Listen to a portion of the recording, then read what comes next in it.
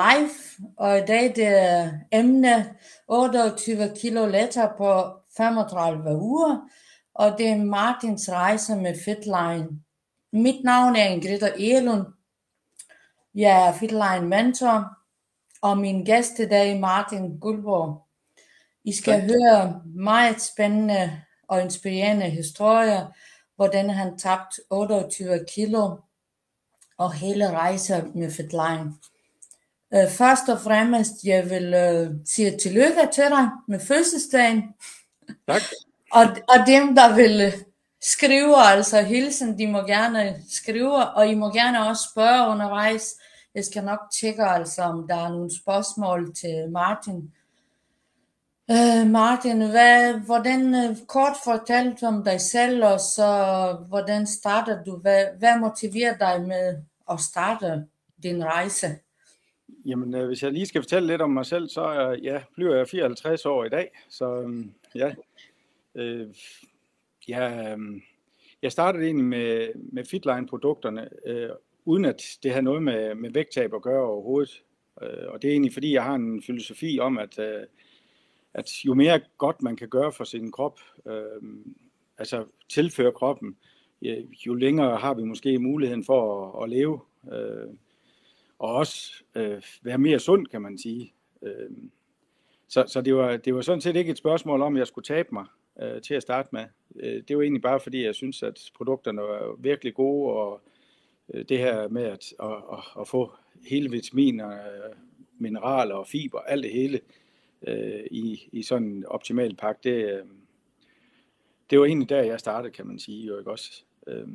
Så kom Topshapen i januar måned i år. Må jeg lige spørge, hvornår startede du der generelt med Fitline-produkter? Det gjorde jeg i februar forrige år, altså okay. i 2023 må det jo. 24 jo. 24, ja. I februar måned blev jeg præsenteret for produkterne og startede med det samme med dem. Så jeg har taget andre produkter førhen også for sundheds skyld, kan man sige. Ja. Så, men det her, det var, synes jeg, bare enestående. Og så i januar måned i år, så blev Topshapen præsenteret, og jeg har altid været sådan en lidt stor fyr, og jeg har været på nogle kurer og tabt mig nogle kilo, og så har jeg taget dem på igen, og det har aldrig sådan rigtig holdt. Men jeg tænkte, at nu var muligheden der. Jeg har tit haft svært ved at motivere mig selv til at tabe mig. Og så tænkte jeg, jamen, jeg er en stor mand, så lad mig prøve det her. Så jeg sprang på vognen i slut januar måned, cirka, med de her, eller med den her Topshape, kan man sige. Ja. Ja. Og hvad hedder det? Nu tabte jeg lige trådet. Hvad var det, jeg ville spørge? Hvad motiverer dig, altså? Hvorfor du, hvad hedder det? Nej, det er ikke det, jeg vil spørge. Nu kom jeg i tanker. Hvorfor vil du tabe, altså? Hvordan har du haft, inden du begyndte? Som sagt, jeg er jo en stor mand, og det har jo været et problem, hver gang man skulle snøre sin snørebånd, eller skulle have sin sko på, at den her pude nede på maven, den trykkede hver gang. Og så blev jeg jo meget hurtigt forpustet. Jeg skulle ikke lave ret meget, uden at så blev jeg forpustet. Jeg fik en lungesygdom i 2019, noget der hedder sarkoidose, så jeg har også en nedsat lungekapacitet. Og det gør det jo ikke bedre, når man så har nogle kilo for meget på sidebenene, kan man sige. Og det er jo en af de ting, jeg også har fået at vide i forhold til den her sygdom, at det var noget, der kunne afhjælpe noget af det her. Ikke at jeg kunne blive fuldstændig 100% lungekapacitet, men det var i hvert fald noget, der kunne hjælpe mig. Så, men derfor har det stadigvæk været svært at motivere mig selv til at tabe mig. Jeg har jo ligesom mange andre formodentlig tænkt, at nu skal jeg også tabe mig, og så har man set sig selv med en burger bagefter alligevel, ikke også? Så, ja. Men hvad gør Topshape? Altså, du har tabt 28 kilo på 35 uger, og det er et fantastisk resultat. Altså, det er så imponerende. Du inspirerer mange, altså, inkluderet mig. Altså, jeg snakker til alle, fordi Ja. det er et fantastisk resultat. Men hvad gør du?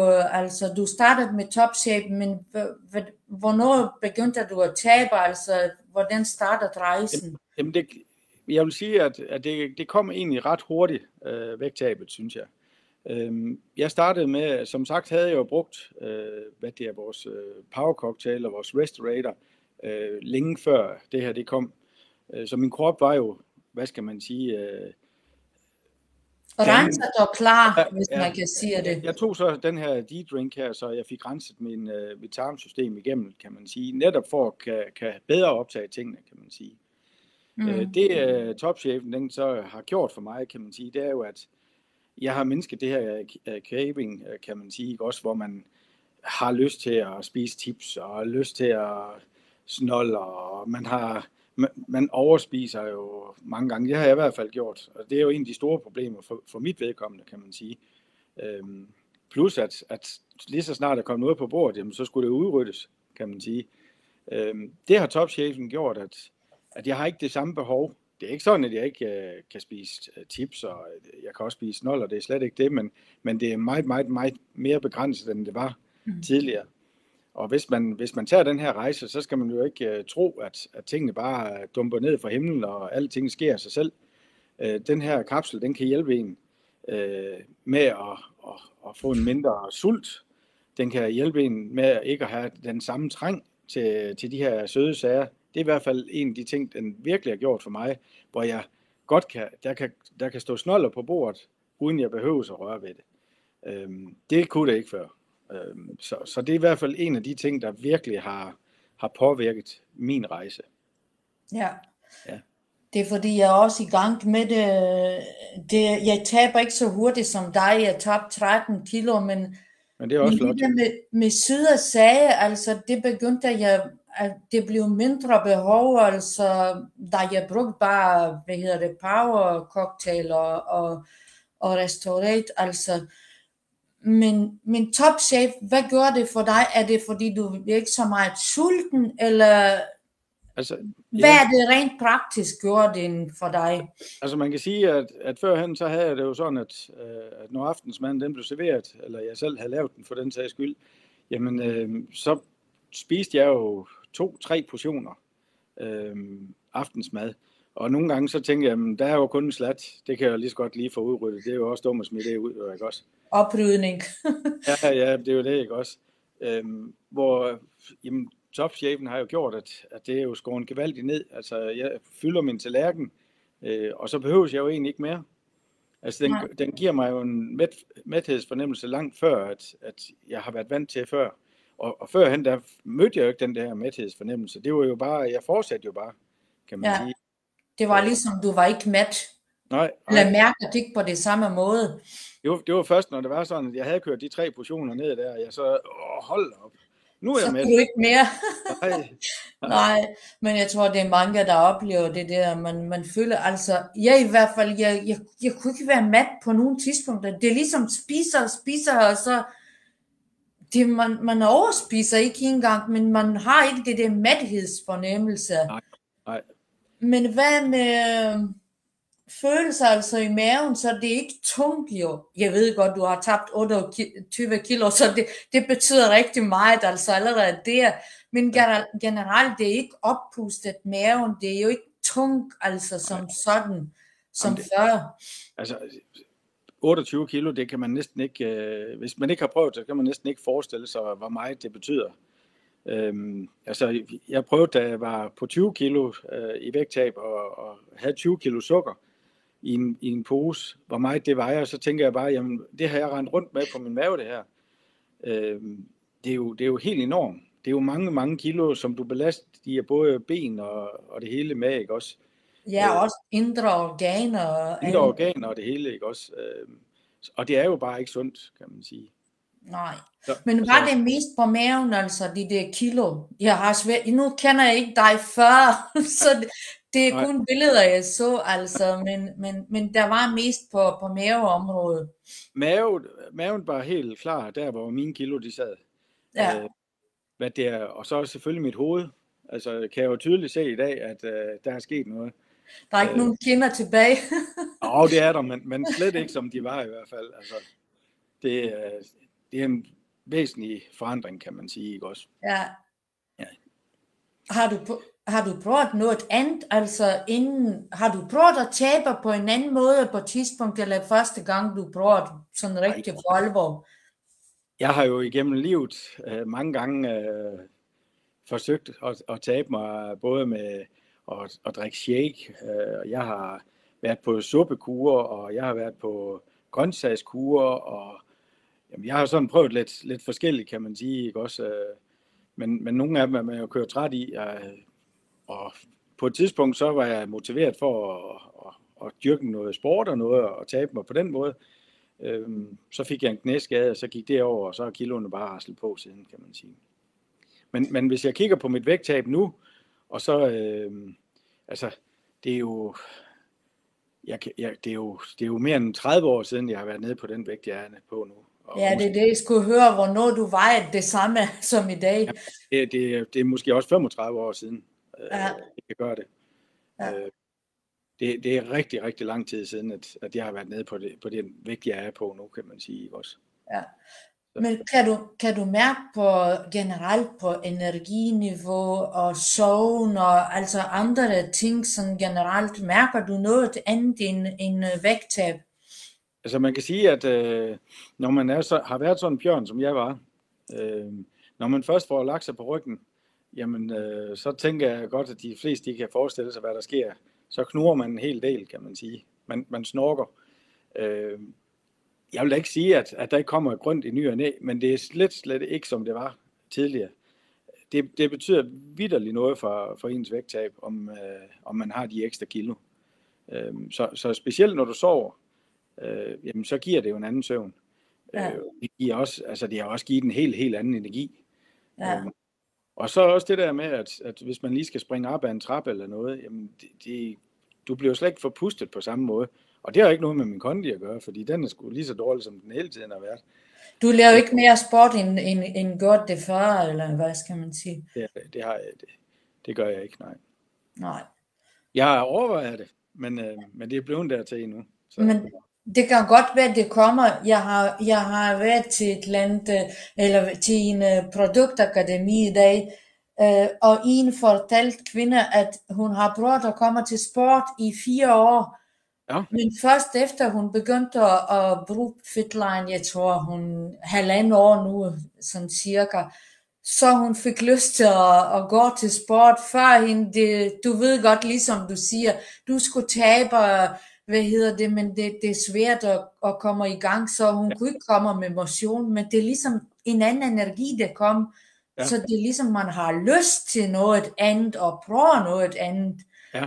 Fordi til mit vedkommende, så da jeg kom hjem om aftenen, altså efter arbejde, så det er mørkt, især om vinteren, så spiser man bare lidt det og det, men man gider ikke at gå over til motion eller gøre noget, altså. Nej. Energiniveau helt en anden, synes jeg, når man bruger Fitline. Kunne du også bemærke det? Ja, det giver en helt anden energi, ja. Og det gjorde det allerede, inden jeg gik i gang med at tabe mig. Men der er ingen tvivl om, at jeg har langt mere energi, efter jeg har tabt de kilo. Ja. Det giver noget helt andet. Det med at, altså, men jeg tror jo også, at når man farer rundt med 28 kilo på mavesækken, kan man sige, jamen, så er det jo, altså, det er jo ligesom at rende i et vækstcenter, kan man sige, ikke også, og smide det på ryggen. Det er mange kilo at slæve på hele tiden, ikke også? Ja, det er imponerende. Det er svært at forestille sig, de der 28 kilo ved siden af, at du har haft det på. Ja. Ja, men rent praktisk, hvad du gjorde i løbet af dagen, hvad har du brugt altså for at tabe dig, og hvornår? Jamen som sagt, så startede jeg med produkter, og hvad spiser du også, altså lidt fortæl dagligdagen. Ja, Jamen, altså, det jeg starter med, kan man sige, det er jo som sagt at få renset ud med en D-drink. Og så tager jeg jo min power cocktail hver morgen. Og det har jeg jo lagt ind i en rutine. Ja. Og hvis man er svær ved det, så kan man få nogle apps på sin telefon, der kan hjælpe en med at få de ting. Og hvad gør power cocktail så? Jamen, power cocktailen, den giver mig jo for det første en masse vitaminer, og så giver den jo også nogle fiber, som er rigtig godt at starte dagen ud med, kan man sige, ikke også? Og den giver jo også en form for mæthedsfornemmelse. Allerede når jeg får den fra morgenstunden, kan man sige, ikke også? Og så tager jeg jo egentlig mine 3 kapsler af min Top Shave om morgenen, når jeg drikker min power cocktail. Når du gør det samtidig? Ja, så tager jeg dem samtidig, fordi så er det lagt ind i min rutine, at det er det, jeg skal, kan man sige, når jeg får den. Ja, så skal man ikke tænke over, hvornår og hvordan. Jeg gør gerne det, at når jeg møder på mit job klokken 8, jamen, så får jeg cirka det her omkring ved 9, halv 10-tiden cirka. Så passer det med, at når jeg skal have min frokost, jamen, så har kapslerne ligesom været inde og påvirke det, de skal, kan man sige. Der vil jeg også sige, at det er vigtigt, at man ikke springer over. At man hele tiden sørger for, selvom man måske glemmer kapslerne på et tidspunkt en aften, man kommer hjem, jamen, så tager de kapsler alligevel. Fordi det er stadigvæk sådan, at da jeg startede op med det her, jamen, så synes jeg heller ikke, det var nemt til at starte med. Jeg synes ikke bare sådan, det kom ikke lige fra den ene dag til den anden, at nu var jeg ikke nær så sulten, og nu havde jeg heller ikke lyst til snoller lige fra den ene dag til den anden. Det kom ikke bare natten over, kan man sige. Nej. Så jeg tror, at det er vigtigt, at vi hele tiden har fyldt kroppen op med de ting, sådan så den har det arbejde med. Hvis vi så springer over det er ligesom rutiner, mener du? Ja. Jamen, hvis du nu springer over en aften, jamen, så er det klart, jamen, så daler, hvad skal man sige, produktet i kroppen, kan man sige. Og så skal du til at bygge op hele tiden. Så det er vigtigt, at man hele tiden vedligeholder. Så jeg, uanset hvad, så tager jeg mine kapsler, selvom jeg måske har glemt dem, og få dem inden min aftensmad. Fordi det, der så sker, når jeg kommer hjem om aftenen, så tager jeg mine kapsler igen, som udgangspunkt. Og hvornår er det 4-5-tiden, eller? Det er, altså for mit vedkommende, så er det lidt forskelligt, kan man sige, for nu har jeg også lidt skiftende arbejdstider, så nogle gange har jeg fri klokken 18, og nogle gange har jeg fri klokken 16, og nogle gange klokken 13:30, så det er sådan meget. Men det betyder ikke så meget, det er bare tilpasser du din dagligdag? Ja, jeg tilpasser det bare, men der står på produkterne, at man skal tage det en time eller 2 før, hvad det er ens måltid, kan man sige. Men altså, jeg kender folk, der siger, jamen det virker bedst for mig, hvis jeg tager det en halv time før. Altså for mig tror jeg egentlig, at kroppen nu er fyldt op med de her produkter, så om jeg tager det en halv eller halvanden time før, det tror jeg ikke betyder det helt store. Det vigtigste er, at du har det i kroppen hele tiden. Ja, at kroppen har det, der hjælper med. Hvad så spiser du aftensmad? Ja, og så der får efter 1 time eller 2? Ja, så nogle gange så bliver det jo næsten sådan, at jeg tager det måske lige inden min aftensmad. Og nogle gange, så vidt muligt, så prøver jeg at få det en times tid før. Men det kan også samtidig være, at så er jeg lige kommet lidt fra det igen, og så, for filen, nu skal jeg lige huske min kapsler. Fordi når jeg får min aftensmad, så tager jeg altid min Restorator til. Efterfølgende, efter aftensmad, eller? Nej, den drikker jeg egentlig til min aftensmad. Okay. Så det er jo sådan der, hvor, det ved jeg, nu skal jeg have den, jamen så, jeg skal lige huske de der kapsler, hvis jeg ikke har taget dem.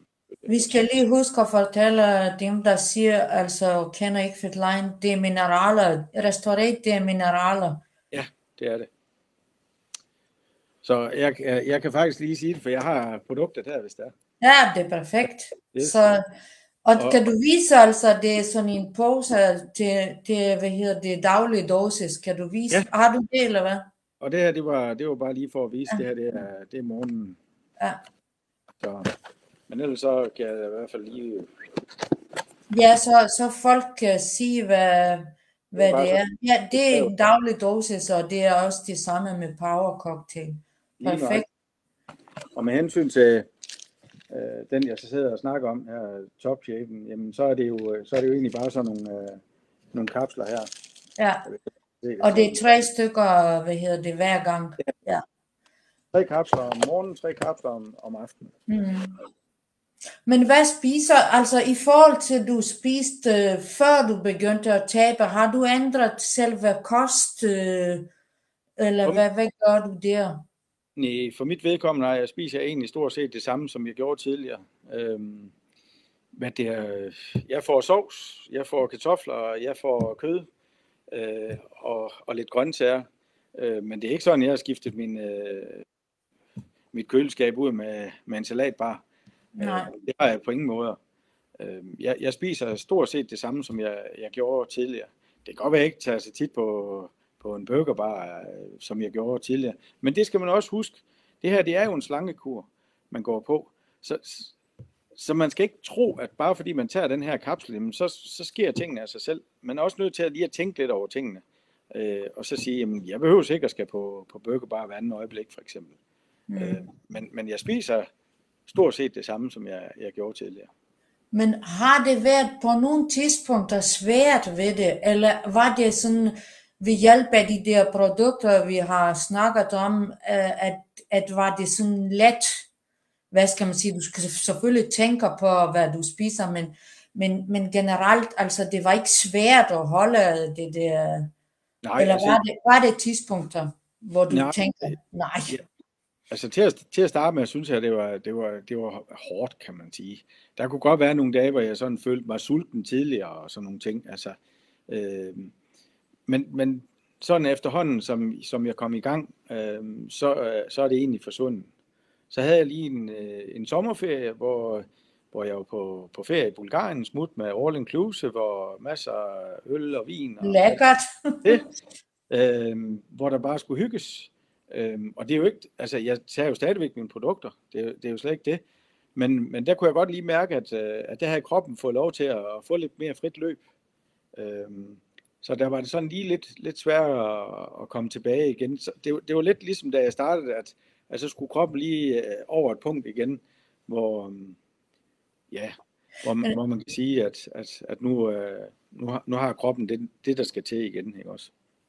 Men er det fordi sådan, det der svære tidspunkter, er det fordi du minimerer lidt på mængde, eller hvorfor er det svært?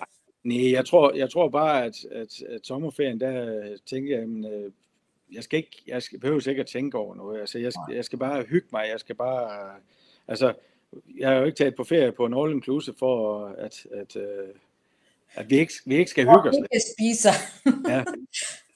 Så, men jeg er da sikker på, at jeg kommer jo hjem uden at egentlig have taget på, kan man sige, ikke også? Og det har jeg ikke prøvet på en ferie før. Så det er imponerende, at du har ikke, det er det, jeg vil høre om du har taget på, du ved, under ferie, men det er igen det, fordi du har taget Top Shape og alle det der cocktail, så det hjælper at vedligeholde, mens du var på ferie, selvom man spiser. Men det er normalt, man spiser jo lidt mere, fordi man slapper af. Og og man får heller ikke rørt sig så meget, når man ligger ved en svømmepool. Nej, netop. Så. Jeg skal lige høre, hvad er din mål nu? Altså, hvornår stopper du, eller er du stoppet? Eller jeg er ikke stoppet endnu. Med at tabe? Altså, mit mål er cirka en 6-7 kilo mere. Okay, så er du ligesom der, hvor du synes, det skal være. Det er jo ikke det mål, jeg startede ud med. Jeg har hvad skal man sige, mit første mål var at komme på under 100 kilo. Og så da jeg havde nået det og synes, at det var jo gået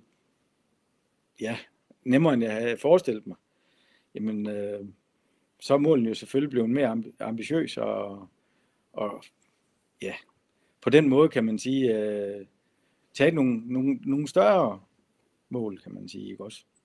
Ja, Ja. Man kan lige så godt tage hele vejen nu, når det går så godt, det går. Lige nøjagtigt, altså lige nøjagtigt. Og det er jo heller ikke, det er jo ikke sådan, at jeg har tænkt mig, fordi at jeg når det mål, og så stoppe med det her, fra den ene dag til den anden. Altså alle de der kloge mennesker, som har med vægttab at gøre, siger jo, at hvis man taber sig mange kilo, eller i det hele taget taber sig, så er det sådan, at kroppen, det tager cirka 2 år for at nulstille kroppen. Så det vil sige, at selvom jeg måske tabt 28 kilo, hvis jeg så smed de her ting og sagde, okay, så vil jeg ret hurtigt nok komme tilbage til der, hvor jeg var. Så det her det er også et spørgsmål om, at det er noget, jeg gerne vil holde fremadrettet. Så når jeg har nået mit mål, så er mit mål at gøre det, at drøsse stille og roligt ned, finde den mængde, der passer til, at jeg kan holde det her i de næste 2 år, når jeg har nået det vægttab, jeg vil, så jeg kan få nulstille kroppen. Så det er egentlig udgangspunktet, at det er ikke noget, jeg stopper med fra den ene dag til den anden, og så tror jeg, at så bliver jeg bare der. Det har man set så mange andre, der har tabt sig og taget alle kiloene på igen. Det er det, jeg vil sige. Jeg kalder mig selv ekspert til slangekur. Jeg har prøvet alt muligt. Jeg tabte hurtigt, du ved, og så kom kilo hurtigt tilbage. Og mit topshape, mine altså fornemmelse, at jeg tager ikke på, hvad skal man sige, det kan godt være, at jeg taber meget langsommere end dig, men det går nedad stille og roligt, du ved, man får ikke tilbagegang, 5 kilo op og ned, du ved, og det imponerer mig, altså, at man kan holde det der. Hvis jeg taber ikke, så jeg tager ikke på, du ved, så det holder ved lige, og så taber man lidt igen. Har du også oplevet det, eller hele tiden?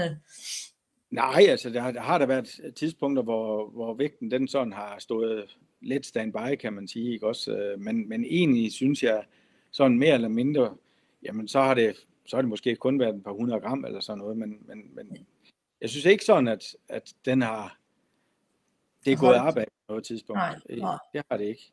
Så ved hjælp af topshape, man kan også vedligeholde vægt, altså ligesom du vil gøre, inden kroppen nulstiller sig, og så husker din nye vægt, hvis man kan kalde det.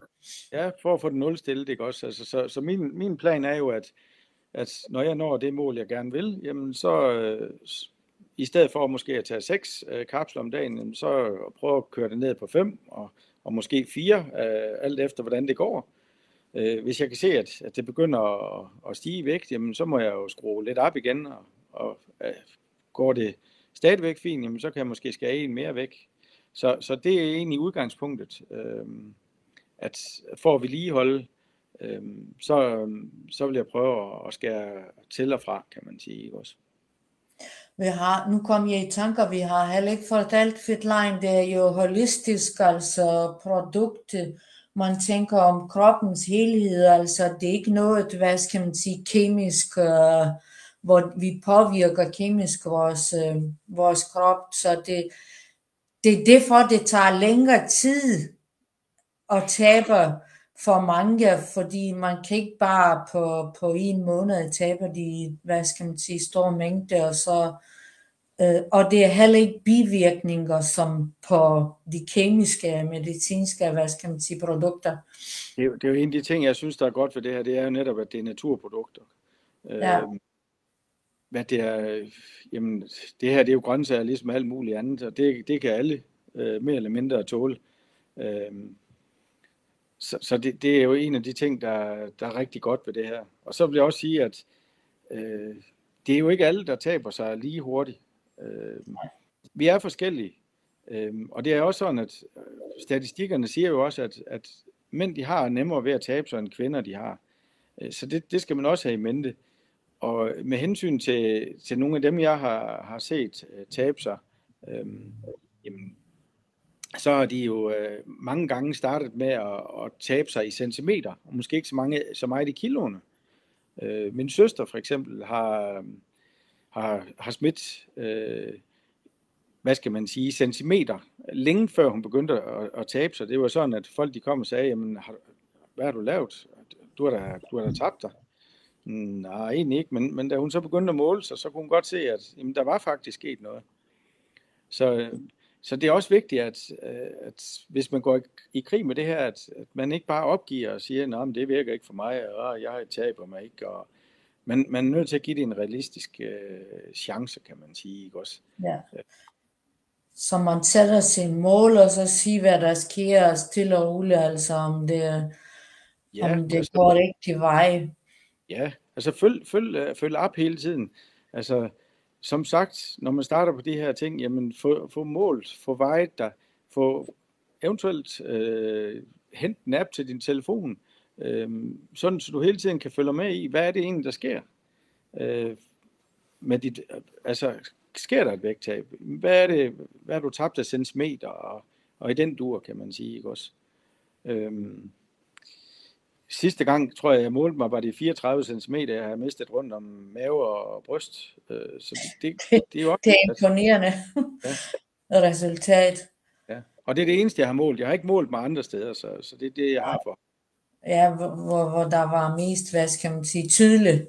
Ja. Der er ingen tvivl om, at mavesækken, der er sket noget der.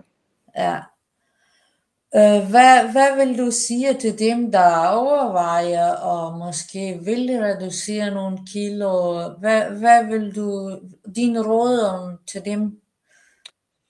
Jamen altså, hvis man vil i gang med det her, så det vigtigste er, at man tager en beslutning.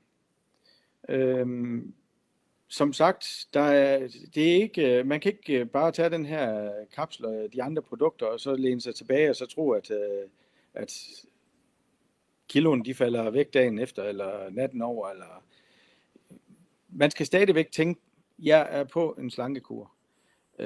Så jeg behøver ikke at være den første, der står op til flødekager, når chefen kommer med kage til os, og i den dur. Man er også nødt til sådan lige at trække vejret og så sige, okay, jeg har faktisk ikke behov for det her. Så hvis man går i krig med det er den ene ting, man skal tage en beslutning, og så skal man, som sagt, vide, at man er på en kur, eller hele tiden tænke på, at man er på en kur. Det gør man jo også, hvis man har gået på alle mulige andre former for kur. Og så er det vedholdenhed. Altså, det kan ikke hjælpe noget, at man hopper på en måned, og så siger, det her, det hjælper ikke for mig. Jamen, kroppen, den skal først lige have lov til at optage tingene, og finde ud af, hvad er det, der sker. Så det er vigtigt, at man også er vedholden, for at få nogle gode resultater. Altså, af min erfaring, så jeg synes stadigvæk, altså det er nemmere i hvert fald end andre der slankekur, hvis man kan kalde det. Gør, at man, som du fortalte før, at man er ikke så sulten. Selvfølgelig man skal være bevidst, man er i gang med det, så man skal lige tænke, hvad man gør. Det går jeg også, men jeg synes, det er ikke svært på den måde, at du skal kæmpe hver dag. Nu kunne jeg tænke mig det, men jeg må ikke. Og så begynder man, du ved, når det er weekend, så tager man, i hvert fald jeg har gjort det før, men nu synes jeg bare, det har jeg bare ikke lyst til, eller det vil jeg spise, men så skal jeg ikke spise i morgen det samme, altså hvis det er noget kage, eller noget, man har lyst til. Jeg synes, det er en nemt måde, altså alligevel, det er ikke så svært. Jamen altså, nogle gange, så kan man jo godt have lyst til at smage den kage, for eksempel. Men så i stedet for at tage en halv brædepande, jamen så skærer det ned til et lille stykke. Jamen så har du smagt det og fået den smag. Så det er jo en af de ting, man kan have med i sit mindset, for eksempel. Ja, det er det. Jeg skal lige sige, jeg tror, vi har været rundt omkring, og jeg kan ikke se, at der er nogle spørgsmål lige nu. Det kommer sikkert senere. Så skal vi ikke bare invitere dem, der har lyst til at prøve og få sundt, altså måde at tabe sig, eller bare for, at prøve produkter, bare morgen-aften cocktail, hvor man får, vitaminer om morgenen, og så mineraler om aftenen. Ja, fiber, altså renser og det hele. inviterer vi også bare, at de kan henvende sig enten til dig eller mig, altså dem, der interesserer sig i det. Altså, vi vil gerne hjælpe altså, med Altså råd og hvordan man gør det. en af de ting, jeg vil sige med det her, det er jo, at det, der i hvert fald har været det store problem for mig, når jeg ellers har været på kurer, det er jo, at mange gange så skal man lave kosten om med alt muligt mærkeligt og fylde køleskab med salat og stå og bruge en time hver aften på at snitte både det ene og det andet. Og så ved jeg bare, så får jeg får det ikke gjort i længden. Så for mit vedkommende, så skal det være nemt. Og det her med at drikke en shake, det kan jeg godt en gang, men det er slet ikke det. Men hvis jeg skal gøre det dagligt, det bliver jeg træt af. Det her, det fungerer rigtig fint, fordi det har ikke været et behov for mig at skulle ud og lave kostplanen fuldstændig om, kan man sige. Nej, og måske spiser alt muligt andet, som du er ikke vant til. Ja. Så det skal man ikke ændre.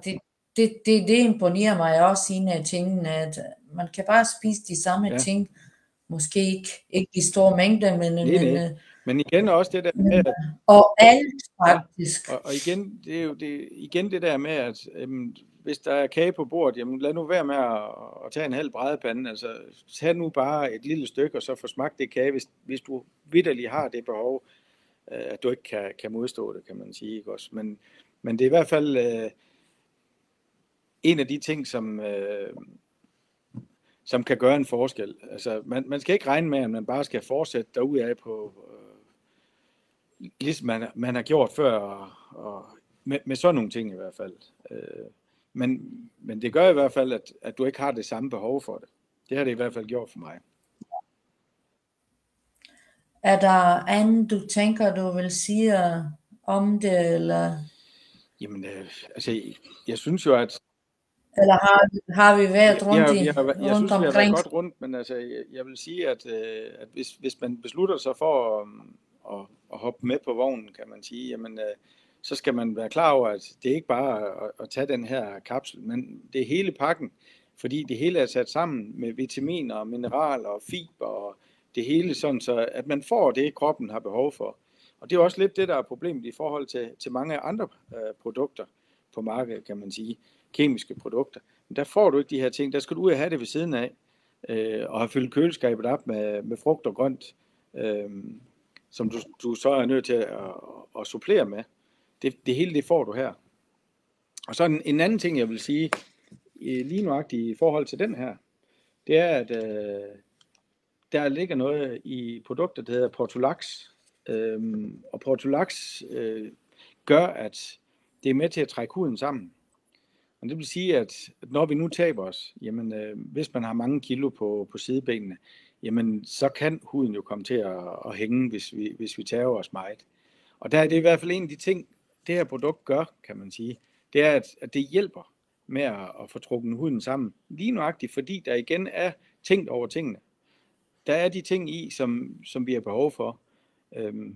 Og det er jo en af de ting, som er væsentlige også, kan man sige, hvis vi taber os, at huden ikke bare kommer til at hænge.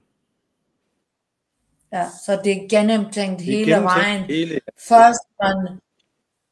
Jamen det er netop gennemtænkt det hele, kan man sige. Ikke også? Altså, der er jo nogle eksperter, der har sat og simpelthen gennemgået produkterne, få hovedet til hale og få sat det rigtig sammen. Og, så det er virkelig gennemtænkt det hele.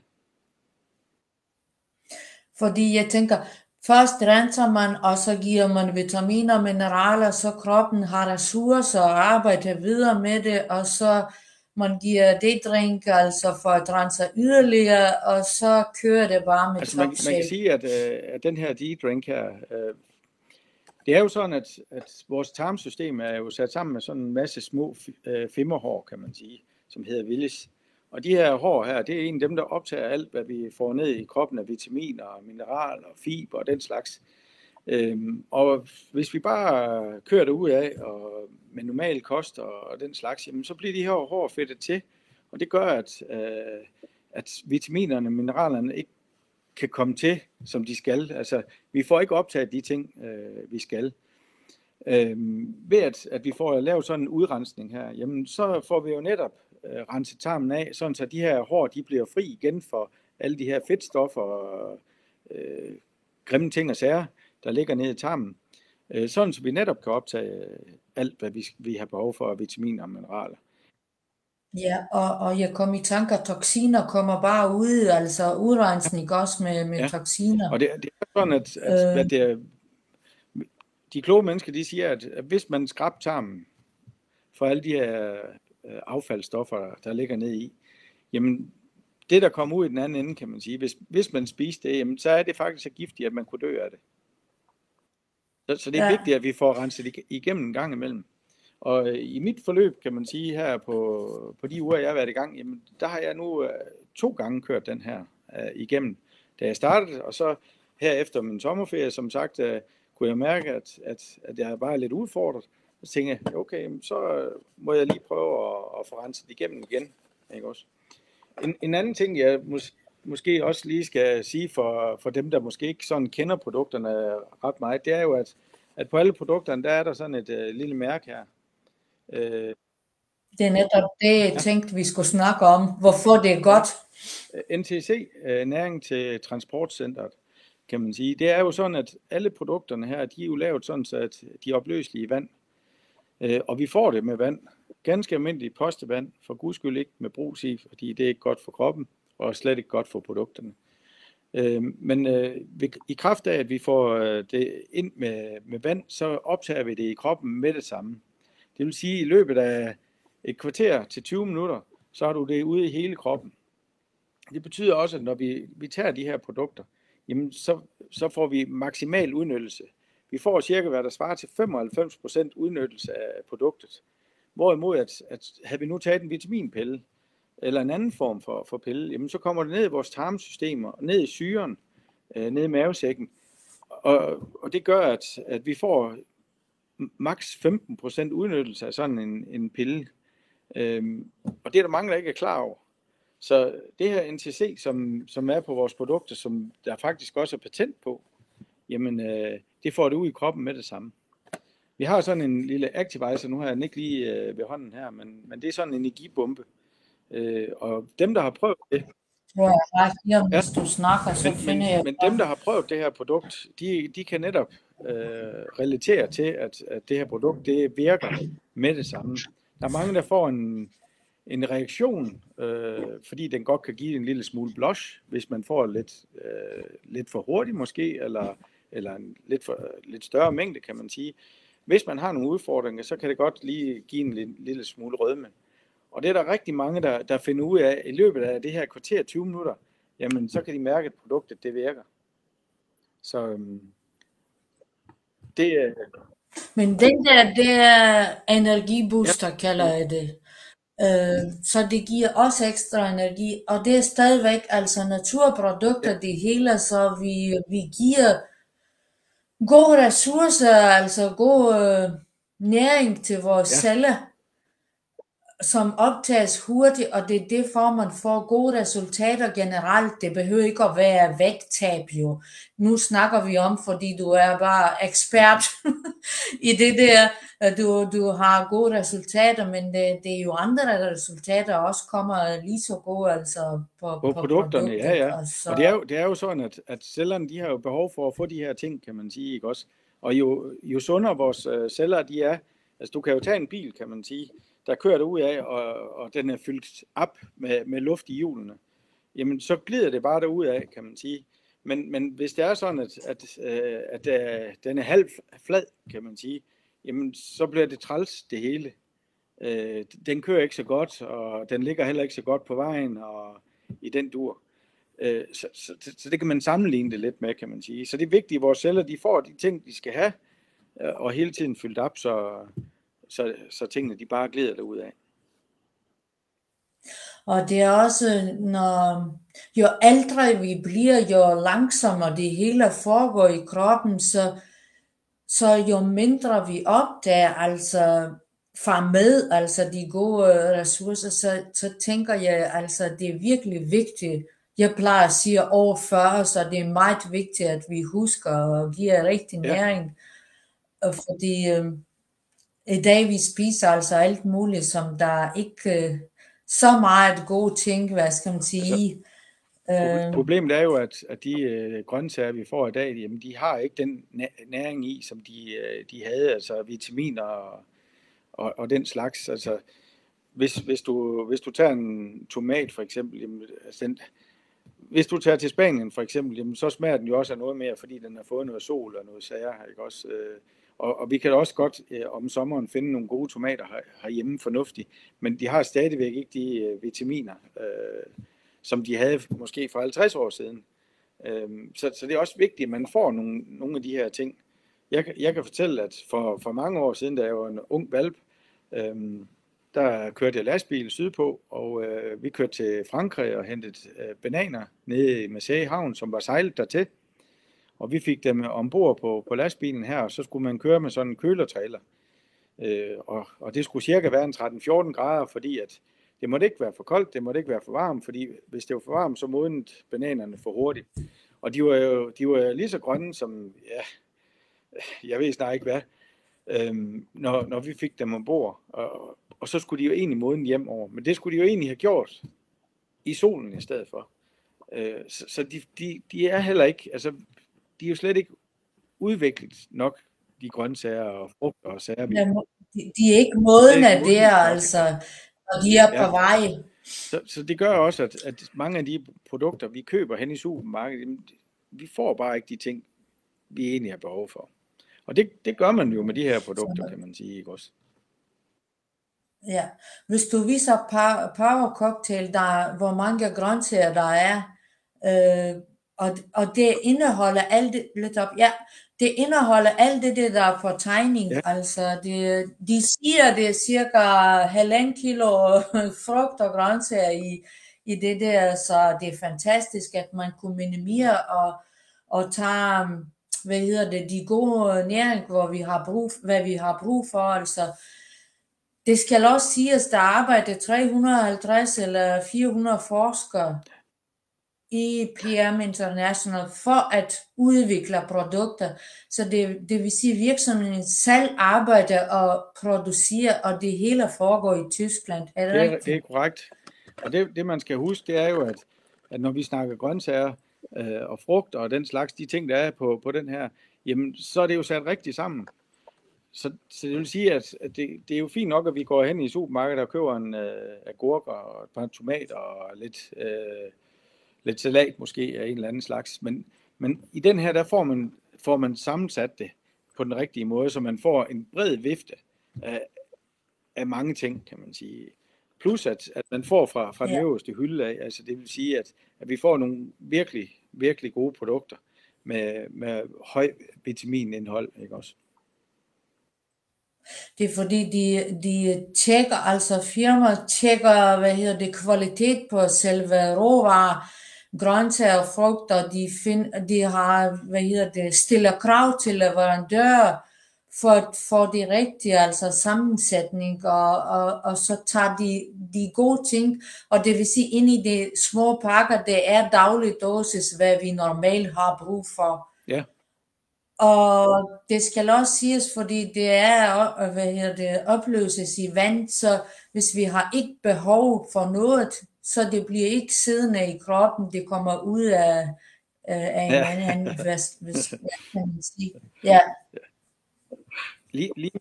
Så det er imponerende, hvad gennemtænkt det hele altså er virksomheden. Ja, og man kan sige, at hvad det er, PM har jo også valgt at blive testet af nogle af de bedste institutter og sager, kan man sige. Ikke? Også, vi bliver testet på samme vilkår, som de gør på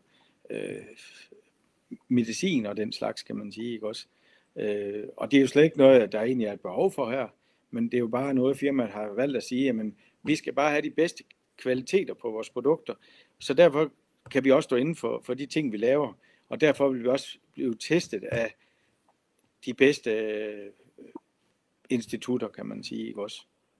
Så vi har nogle gode kvalitetsmærker på produkterne, ikke også?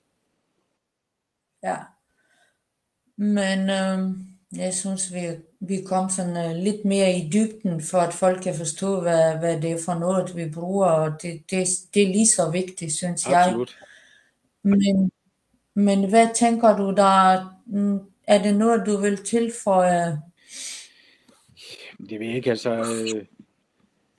For mig har det været en rejse, det her, og jeg kan sige, at hvis jeg skal sætte et ord på, hvad det har været for mig, så er det jo en kæmpe succes.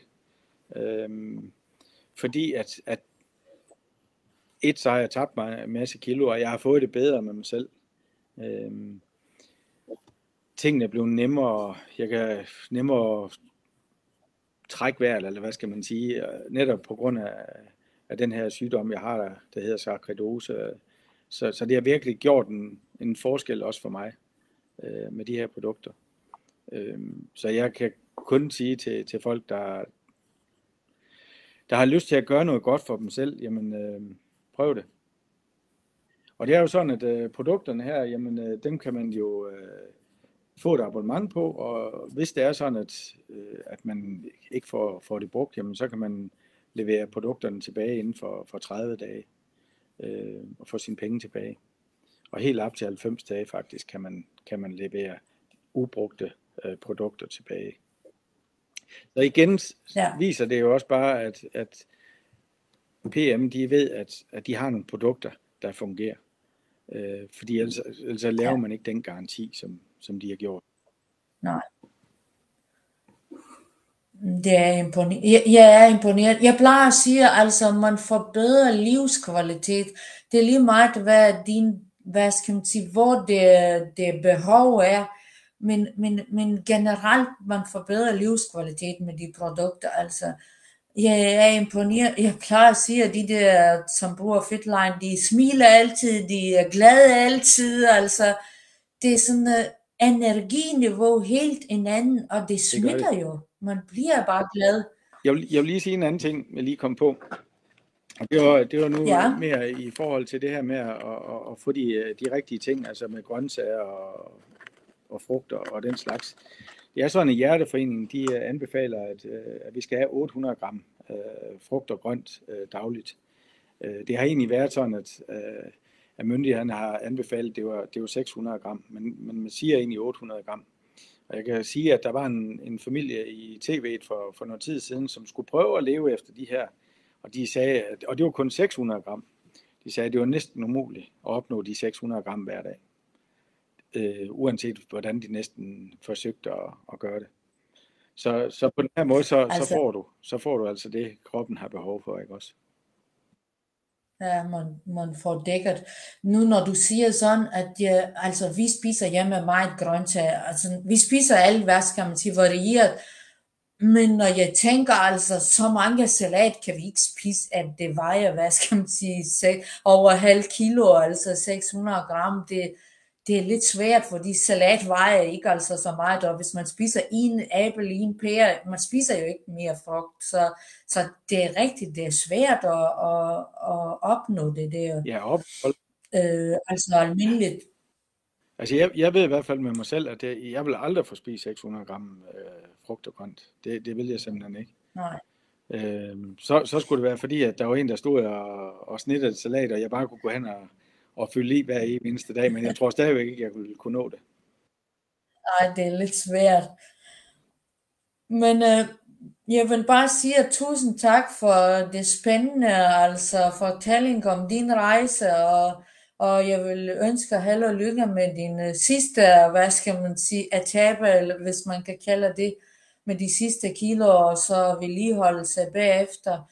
Og jeg er stadigvæk imponeret, altså hvor meget du opnået på så kort tid, altså ved hjælp af Fitline-produkter, altså, men jeg tænker, det er ikke kun produkter, det skal også være vilje, altså ved siden af, altså. Så selvfølgelig skal der være noget vilje i det, ikke også? Men altså tager man en beslutning, altså du kan jo også godt sige, jamen jeg vil gerne tabe mig x antal kilo, og så nu begynder jeg at spise salat de næste 14 dage. Altså det er jo også en beslutning, du tager. Den her beslutning her er bare, måske bare nemmere, i hvert fald for mit vedkommende, har været meget nemmere. Så ja, Men det er jo stadigvæk, at man skal tage en beslutning, og så skal man have det i sit mindset, at jeg faktisk er på en kur, ikke også? Ja, men jeg tænker nu, når sådan, det er jo ikke for evigt, så man skal huske, altså når alle de kilo, man vil tabe, det er væk, så det er kun vedligeholdelse, så det er nemt nok, hvad skal man sige, ved hjælp af de der produkter, så man skal lige huske, altså man går mig igennem det der, og så ligesom... Ja, så og det igen, altså, kun... at man tænker, jamen, hvis man hopper med på det her, jamen, du kan da godt tabe dig nogle kilo, og så bare hoppe tilbage til, hvor du var, men så vil du formodentlig også tage kiloene på igen. Sådan vil det være, ligesom du tog hvilket som helst andet produkt, eller hvis du spiser salat i et halvt år, og så ikke andet, så vil du nok tabe dig, men hvis du så begynder at spise stikflæsk og persillesovs hver dag, så vil du måske tage på igen. Det er jo ren matematik. Ja. Men jeg vil sige alt i alt, altså again, livskvalitet og forbedring, altså med hele sundhed, det er helt en anden liv begynder at leve. I hvert fald, jeg kan mærke med energiniveau. Så vi ønsker alle også, dem der har lyst til at prøve, de bare kan henvende sig til, og vi ønsker god søndag til dem, der har set os lige i dag, og vil sige, nogen der sikkert vil sige det senere, så held og lykke med det hele. Tak. Og lige måde. Selv tak. Tak. Hej. Hej.